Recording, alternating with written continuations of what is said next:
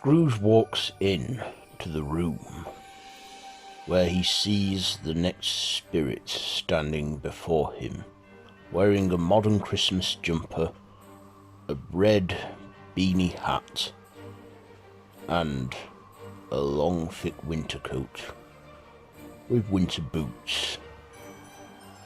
A fat man with a ginger beard. Scrooge then says, "So are you the next spirit then?" The spirit tells him, "Indeed I am. I am the ghost of Christmas present, and I'm here to show you the shadows of what are." "What are? Well, we're not going anywhere in town." "Of course not. Everything that I show you is in the now. As you can see, I'm very modern indeed. I always get the latest upgrade in things. Come, let us go." The spirit then walks into a wall as Scrooge follows. There he sees a quiet street. Some people walking along, all jolly and Christmas spirited, seeing families coming together. He then asks, "So, where are we here, spirit?" "It's Christmas morning. Come along, let us go." "You know this place?" said the spirit. "Yes, I think it's my nephew Fred." "Come on, let's go inside." Scrooge and the spirit then go inside, where they see Fred sitting sitting on the armchair, looking at a Christmas card. There, a woman in her pajamas comes down, saying, "Fred, all right there, dear." "Daddy," said the little girl. "Merry Christmas, dear. Merry Christmas, sweetheart. Look, Father Christmas has been." "Why, he has a child?" "Yes, he does," said the spirit. "Do you know that he married his girlfriend, which is now his wife? You never did take much notice, did you? Always putting your work first, I see." I had no idea. No wonder he kept asking me to come over for Christmas dinner every year. Me thinking he's the only family, I'm the only family he has left. But he has his own family now. Look at me. I've done nothing with myself but work. Of course. Look over here." "What? Come." The spirit then takes Scrooge somewhere else. "Where are we?" "Do you recognize her?" Scrooge looks and sees Bella. "Yes. After you parted ways with her, she met a new man, started a family with him." He sees Bella with her family, opening presents and being happy together. Scrooge then sees a tear run down his face. "Is everything all right, Ebenezer?" "I could have had all this with her, but I turned it away." "Of course you did. Can't dwell on the past, but yet you must be grateful for the present." "Come along. I have more to show you." Scrooge then finds himself in the church, where everyone is singing Christmas carols, silent nights, and many of us away in a manger. Why have you brought me here? This is the Mass, where everyone celebrates the birth of Jesus Christ. At least in this day of all days. Scrooge then sees Cratchit sat on his own, singing, watching the Mass unfold. Later on, as things finish and settle down, Cratchit still sits at the pew. The vicar goes up to him saying, "Everything all right there?" "Yes, yeah, it's just... well, things could have been better. My son's coming home today." "Oh, is he?" "Yes, he's getting stronger." "What's wrong with his son?" "You never really did take any interest in anyone, did you? Come along. I want to show you something else."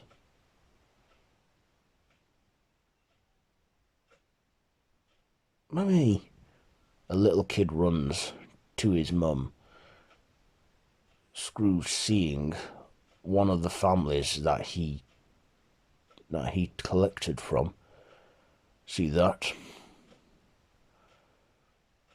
A mother has had to tell her children that Father Christmas couldn't come this year because of your selfish ways."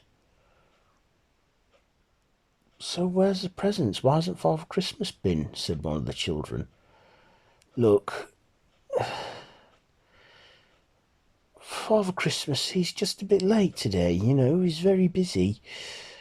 Don't worry, I'm sure he'll come, or send someone with presents." Yet she still will have nothing to give the children. It's not my fault that she can't afford to keep up with the payments that I loan them. She's a single mother working 3 jobs. She could have done with the money and the possessions that you took from her. It's all business. Yes, that's all it is with you, isn't it? Money. You take and you take and you take, and you're full of greed. Yeah, what do you do with your money? Bugger all, don't you? I pay my debts. I earn that money. Yes, of course you do.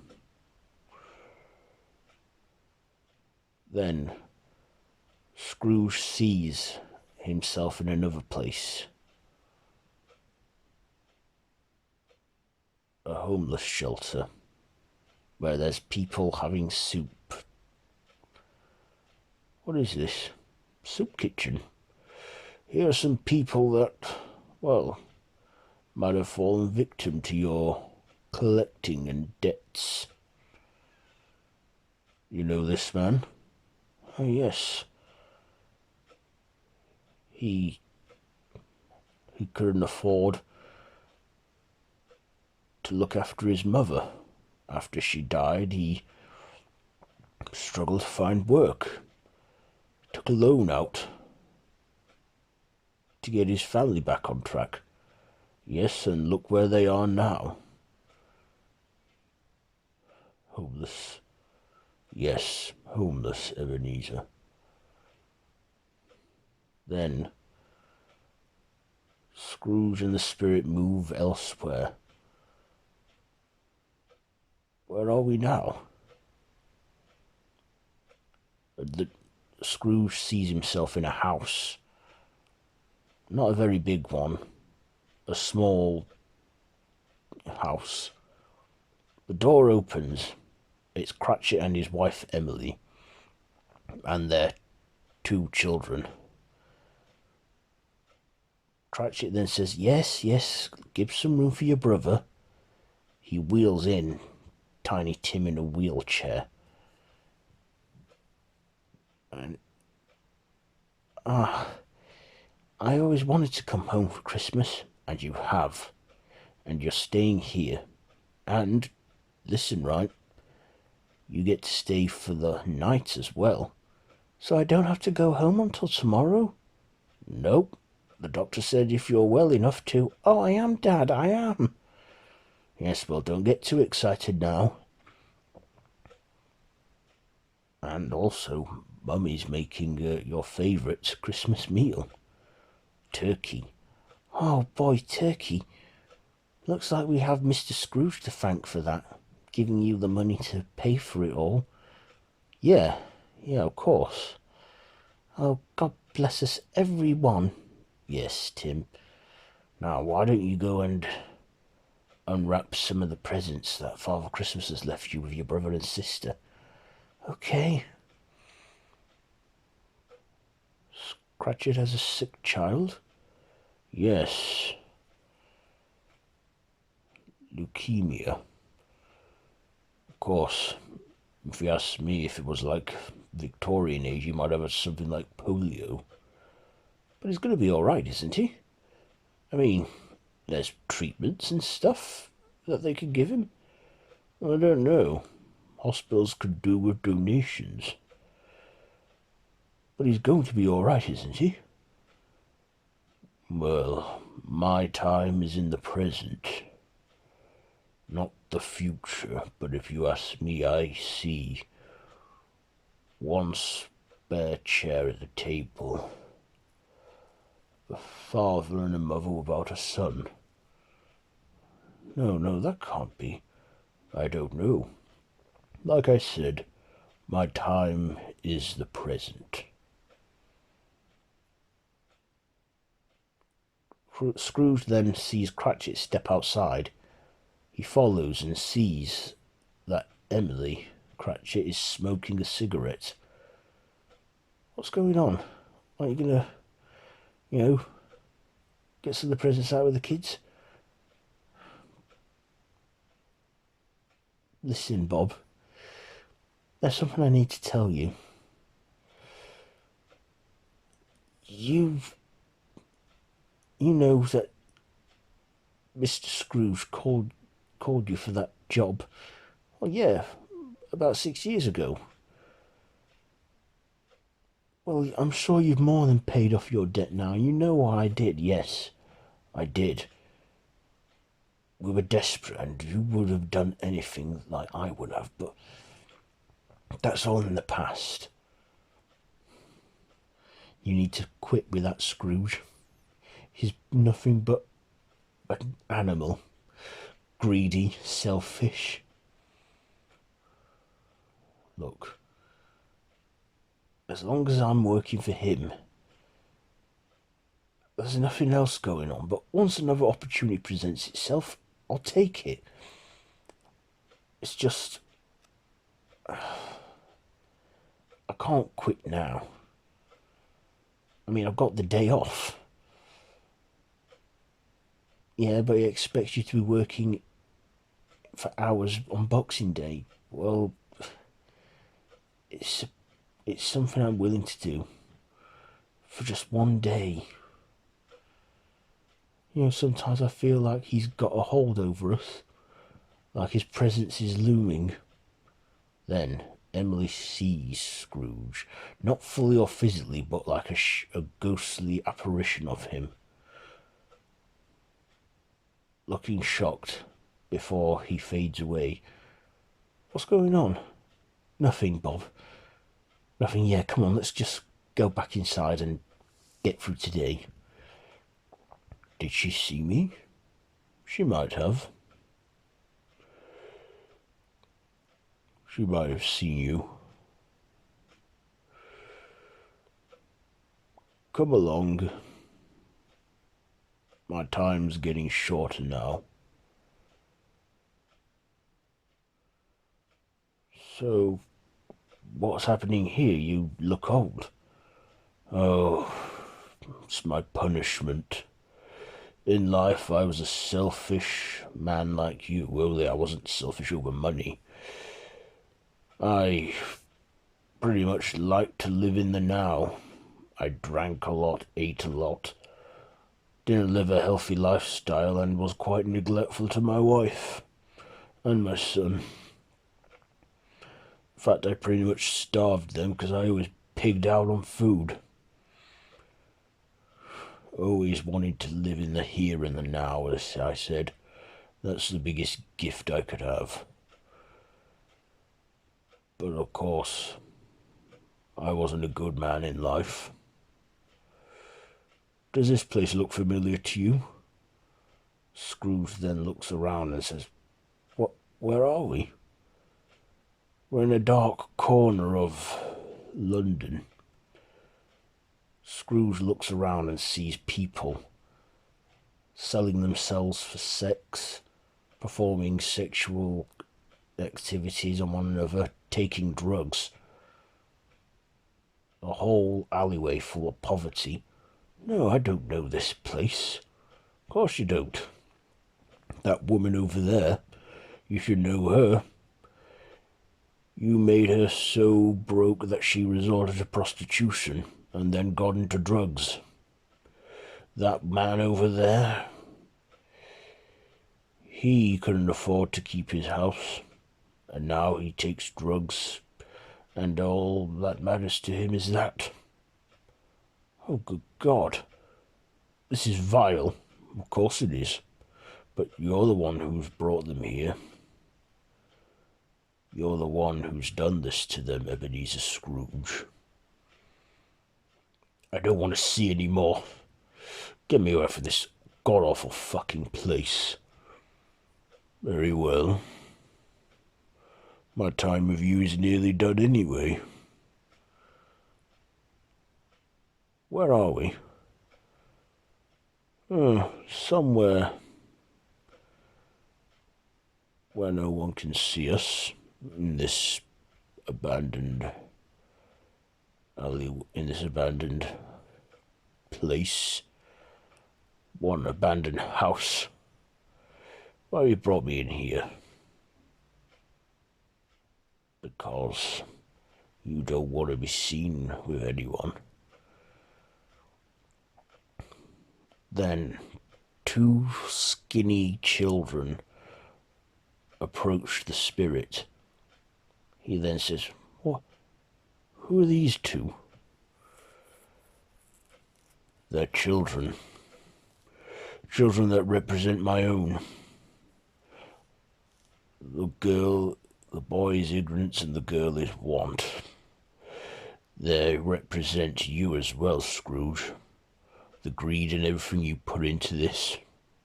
Look at them. No, look at them in the eye. You see, another part of my punishment is this every year. Every year I grow old rapidly, and I fatten up for these two. What do you mean, so that they may feed? The children all of a sudden start to morph, their limbs extending, their jaws widening, and their teeth sharpening, and their eyes going black and demonic, almost as if they're monsters. The spirit's clothes then disappear as he stands before Scrooge, naked. Scrooge, horrified by what he sees, the two children that don't even look like children anymore start to feast on the spirit, eating chunks of his flesh, blood pouring everywhere. The spirit saying, This is all in the present. You can still change your ways, Scrooge. It's not too late for you. The children then continue to eat into him, ripping him to shreds. Scrooge looks in horror and then goes up to the door of the abandoned house, trying to open it and break free, but cannot do so as the door is bolted shut. He then turns around and the spirit and the children are gone. He then feels cold and starts to shiver. Meanwhile, back in the spirit world by the fire, Marley then asks the spirit of Christmas past, so when's this spirit coming back then, eh? He isn't. What do you mean? His punishment in the afterlife is that he fattens up every year, as he was a greedy person in life. He fattens up, grows old, and then 2 children that are of his inner greed morph into monsters and eat him whole. He'll be back. He'll return next Christmas Eve. That's the cycle he must repeat. Ugh, God, that sounds like a nasty way to go. So, what's going to happen now? It is his time now. Whose? A tall, homeless man in a boiler suit, a tattered, worn, hooded coat, and a long, thick beard, and the hood hiding the rest of his face, approaches. He then walks along, and Jacob says, "All right, it's his turn, is it? How's he going to communicate with Scrooge if he doesn't talk? The same way he has communicated with you."